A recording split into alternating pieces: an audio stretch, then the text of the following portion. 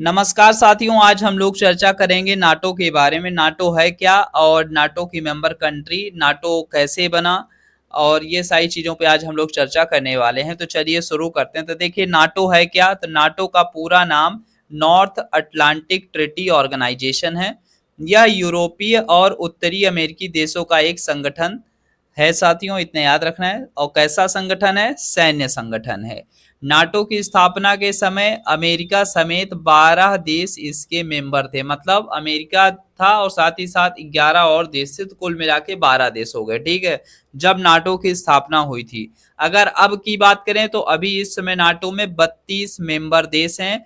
इसमें 30 यूरोपीय देश हैं और जो 2 हैं वो है नॉर्थ अमेरिकी देश। ठीक है, अब इसका मकसद क्या है? तो मेंबर देशों की रक्षा करना ही नाटो का सबसे बड़ा मकसद माना जाता है। अगर मान लीजिए जैसे कोई मेंबर कंट्री अगर उस पर अटैक होता है तो ये माना जाता है कि नाटो के सभी कंट्री पे अटैक हुआ है, तो फिर रक्षा के लिए ये जो 32 कंट्री हैं वो साथ में खड़े हो जाते हैं। नेक्स्ट अगर हम बात करते हैं तो नाटो के आर्टिकल 5 के मुताबिक क्या बोला गया है कि किसी भी सदस्य देश पे हमला होता है तो वो सभी देशों पर हमला माना जाता है। ठीक है, अब बात करते हैं नाटो मेंबर कंट्री की। तभी हमने बताया था टोटल 32 कंट्री हैं, जिसमें आप देखते हैं कि जो 2 हैं वो नॉर्थ अमेरिका के कंट्री हैं और बाकी 30 जो हैं वो यूरोपीय कंट्री हैं। तो अगर नॉर्थ अमेरिका महाद्वीप के कंट्री की बात करें तो अमेरिका और कनाडा ये जो हो गए, ये क्या हो गए? नॉर्थ अमेरिका के 2 देश हो गए। और बाकी जो 30 बचते हैं साथियों वो पूरे के पूरे यूरोपीय देश हैं, जिसमें बेल्जियम आएगा, डेनमार्क आएगा, फ्रांस आएगा। एक चीज और आपको याद रखना है, बेल्जियम के ब्रसेल्स में ही नाटो का मुख्यालय है। मतलब बेल्जियम जो है वो यूरोपीय कंट्री है और वहीं पे आप देखेंगे तो नाटो का मुख्यालय है ब्रसेल्स में। ठीक है, और नेक्स्ट अगर आप देखेंगे तो और कौन कौन सी कंट्री हैं, तो Belgium, Denmark, France, Iceland, Italy, Luxembourg, Netherlands, Norway, Portugal, United Kingdom, Greece, Turkey, Germany, Spain, चेक गणराज्य, Hungary, Poland, Bulgaria, Estonia, Latvia, Lithuania, Romania, Slovakia, Slovenia, Albania, Croatia, Montenegro और उत्तर मैसेडोनिया, फिनलैंड, स्वीडन। ये total 32 country हो गए साथियों, इतना याद रखना है। तो ये नाटो के मेंबर कंट्री हैं। ठीक है, अब नेक्स्ट अगर हम बात करते हैं कि नाटो बना कैसे है, तो नाटो के लिए देखिए आपको याद रखना है कि 1939 से लेके 1945 में जब सेकेंड वर्ल्ड वॉर हुआ, उसके बाद दुनिया में शांति और सुरक्षा की जरूरत महसूस हुई। पश्चिमी देशों को डर था कि सोवियत संघ अपने कम्युनिस्ट आइडिया को यूरोप में फैला सकता है, क्योंकि देखिए जो पश्चिमी कंट्री हैं, वेस्टर्न कंट्री हैं, वो ज्यादातर कैसी अप्रोच रखते हैं? कैपिटलिस्ट अप्रोच रखते हैं, पूंजीवादी विचारधारा वो लोग फॉलो करते हैं पश्चिम के देश। ठीक है, स्पेशली आप देखें तो यूरोपीय जो देश हो गए और साथ ही साथ आप देखते तो अमेरिका हो गया, कनाडा वगैरह, ये सब कैसी विचारधारा फॉलो करते हैं?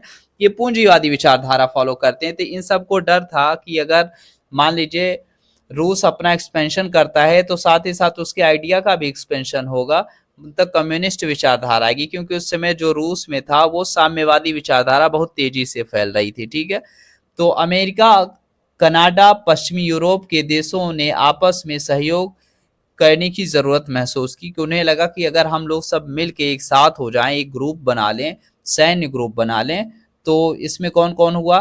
तो अमेरिका, कनाडा, ये 2 हो गए उत्तरी अमेरिकी महाद्वीप के देश और बाकी जो बच रहे हैं 30, तो ये 30 हो गए पश्चिमी यूरोपीय देश, है ना। अब देखिए पश्चिमी यूरोपीय और पूर्वी यूरोपीय में क्या अंतर है?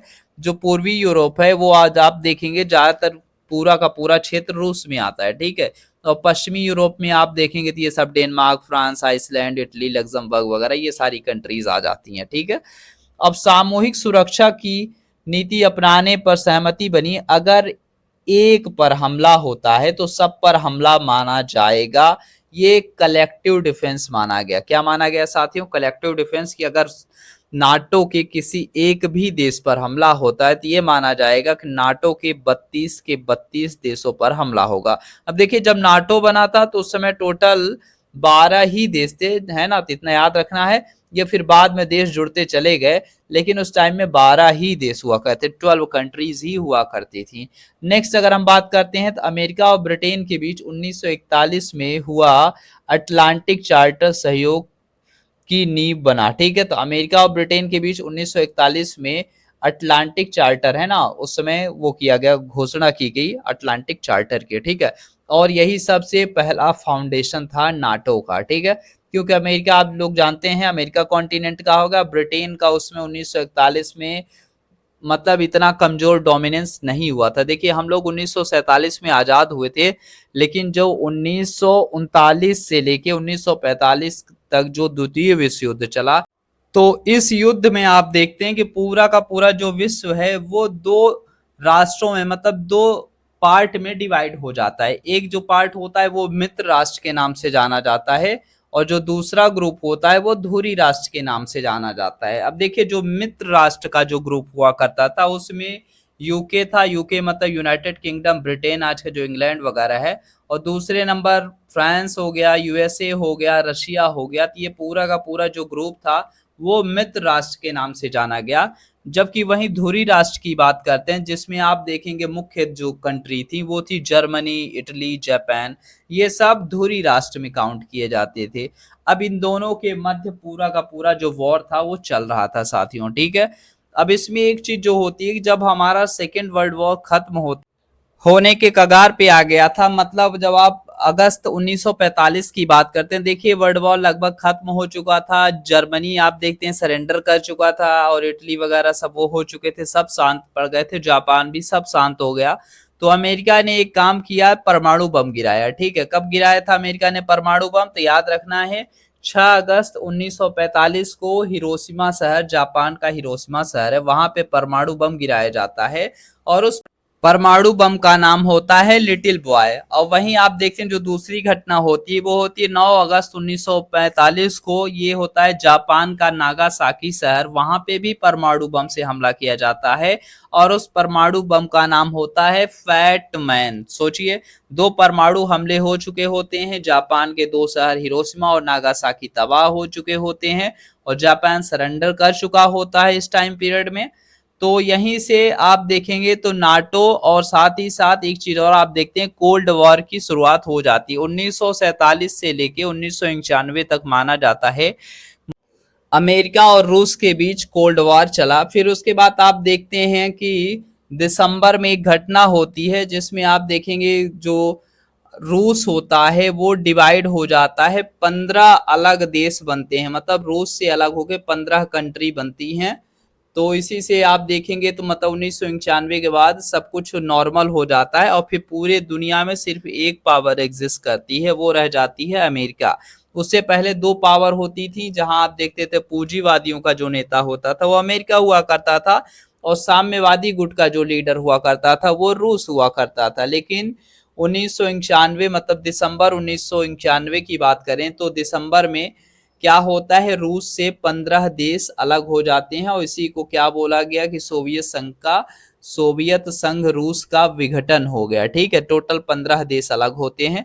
और इसी बीच आप देखेंगे कि जो 1900 आप देख रहे हैं 39 से लेके 45 के बीच जो वर्ल्ड वॉर हुआ था, तो आपको याद रखना है कि इस टाइम पीरियड में जो रूस होते थे और अमेरिका होते थे वो दोनों एक ही ग्रुप का हिस्सा हुआ करते थे, और उस ग्रुप का नाम हुआ करता था मित्र राष्ट्र। ठीक है, तो लगभग रूस और अमेरिका ये मतलब ये होता था, दोनों विश्वास करते थे कि जो भी चीजें होंगी सब आपसी सहयोग से होंगी, आपसी तालमेल से हुआ करेंगी।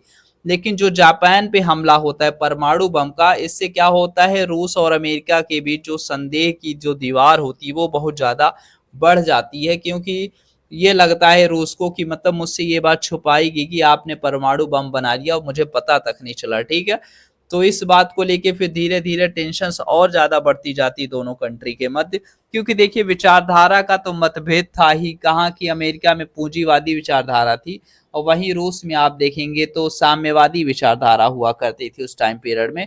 तो विचारधाराओं का मतभेद था।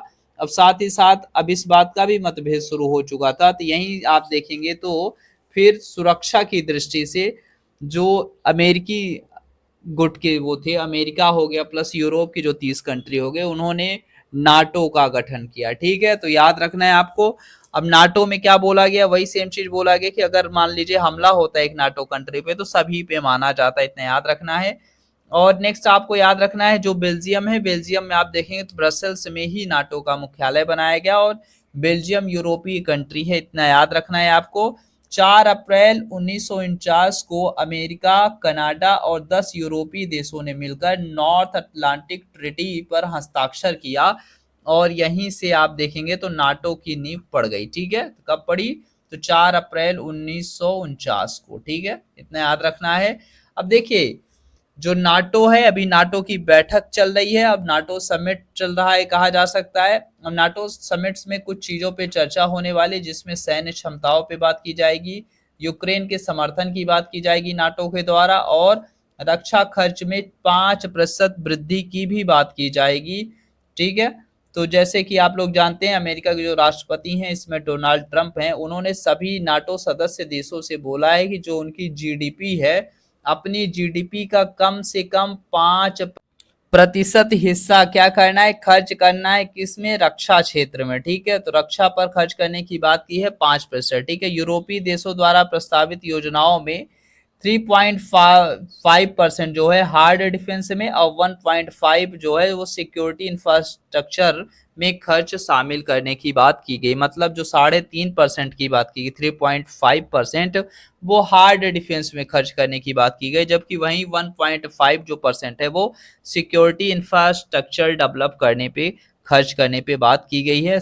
एक बात का और ध्यान रखना है आपको, अभी ये अप्लाई नहीं हुआ, अभी इन सभी चीजों की मांग की जा रही है कि 5% तक की वृद्धि की जाए। ठीक है, लेकिन अभी ये रियलिटी में लागू नहीं है। ठीक है, एक चीज और आपको याद रखना है, सैन्य क्षमता की बात की गई है कि 2025 की कैपेबिलिटी जरूरतों में 20% की वृद्धि से यूरोप को अपनी मिसाइल रक्षा बलों में लानी होगी। मतलब 20% की वृद्धि करनी होगी मिसाइल रक्षा बलों में। साथ ही आप देखेंगे तो साइबर सुरक्षा पे भी बात करनी होगी और ड्रोन डिटेक्शन और एवं अन्य हाइब्रिड थ्रेट से निपटने पर फोकस रखा गया है। ठीक है, तो ये सारी चीजों पे चर्चाएं की जाएंगी और जो निर्णय आएगा वो अलग है। अभी तो सिर्फ इन चीजों को रखा गया कि इन टॉपिक्स पे बात करनी है। ठीक है, अब आगे क्या होता है, किस चीज को एक्सेप्ट किया जाता है, किस चीज को चेंज के साथ एक्सेप्ट किया जाएगा, वो तो आगे चल के पता चलेगा। स्पेशली हमें ये समझना है कि नाटो क्या था और नाटो के मेंबर कंट्री क्या थी, ये आपने समझ लिया।